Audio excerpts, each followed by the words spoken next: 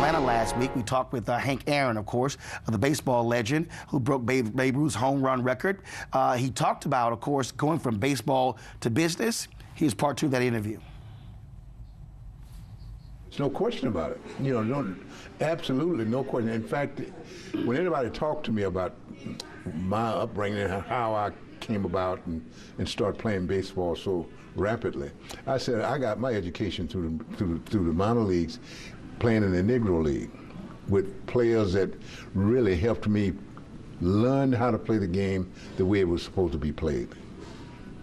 And the reason I think that's important is because if we keep perpetuating this notion that we're trying to be accepted into their arena, we are negating the excellence that was in our own place. It's sort of like there's so much made about when an African-American kid gets accepted into an Ivy League school, or they get accepted into an HBCU, people go, okay, whatever. When I go, wait a minute, why do you think that is better than this? Well, you know, actually, you know, baseball was a dull game before we started playing. And when I say we, I'm talking about people like Jackie Robinson, Campanella, and Newcomb, and all of them. And then along came, of course, our guys like Maury Wills and et cetera, who really put some excitement back in the game. Baseball was just a game like hit a baseball, Babe Ruth hit a baseball, stay at first base, hit another baseball. It was like that. It was really, to be very honest with you, it was a very dull game compared to what it was later on when those players came along and really put some excitement back in the game. It's kind of like, I guess you would kind of say that it was kind of like boxing until Muhammad Ali came along and really started showing, putting a little pep into it. You know, it was self-defense style. Yes, that's what it was, you know, and that's the way baseball was, you know. Obviously today is different when you see baseball players making $100, $200, $300 million. They don't have to create that second career. But what do you say to them when it comes to making that amount of money, the kind of impact they could have post-baseball career? You know, I think about that. I think about when I first started playing baseball. When I first started playing baseball, I started with $5,000 a year as a salary. That was my salary. And playing in the Negro League, I made $200 a month. But, you know, I didn't let that stop me from doing what I had to do. I realized that things were going to get better. And I realized that if I keep my head above water and do what I was supposed to do, that I was going to make as much money as I wanted to make and share it with as many people as I wanted to share it with. And that was the most important thing. We go through so much when you look at just the history of the black athlete. You look at it, whether it's basketball, whether it's baseball, whether it's football. And there's no doubt, I believe, that you can tie in the advancement of African Americans in civil rights in this country to the success of black athletes, making it clear, as you said, as James Brown said, just open the door and I get it myself. Right. Well, they forget about Kurt Flood. And if it don't be for Kurt Flood, the millions of dollars who these athletes are making now would not have a chance.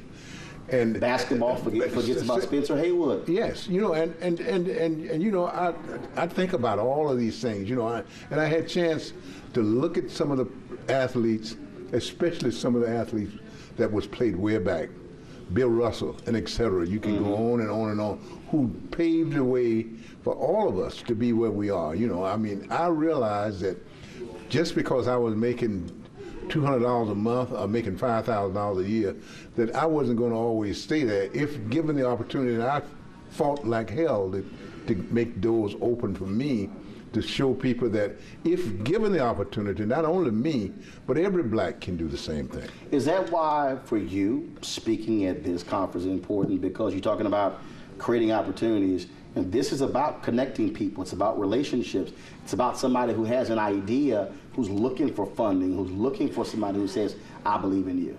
It is. It gives me a chance. Of course, I've been knowing Andy for a long time, but it's given me an opportunity to talk to so many young people and people who have who have been able to make some money, but also been able to say, well, just because I make money, it doesn't necessarily mean that it belongs to you. You have to learn what we have to do. And I say this, I think the most important thing is that we have to learn how to share. We have to learn how to share whatever our wealth is, I mean, if we make $10, we ought to learn how to split that down and share it with others. And that's what I like to do. Do you miss the locker room? Do you miss mixing it up, the relationships? And have you ever been able to replicate that?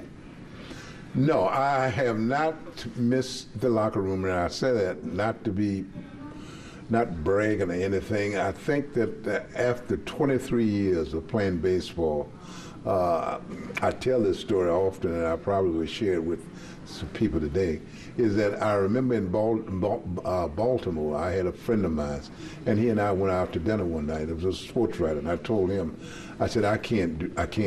The balls that I hit now, that I used to hit over the fence, they don't get no further than the warning tracks. I said, I slide to second base, and I get halfway, and that's it. I said, the good Lord had shown me that He's given me the opportunity to play this game for 23 years and do everything humanly possible that I could do.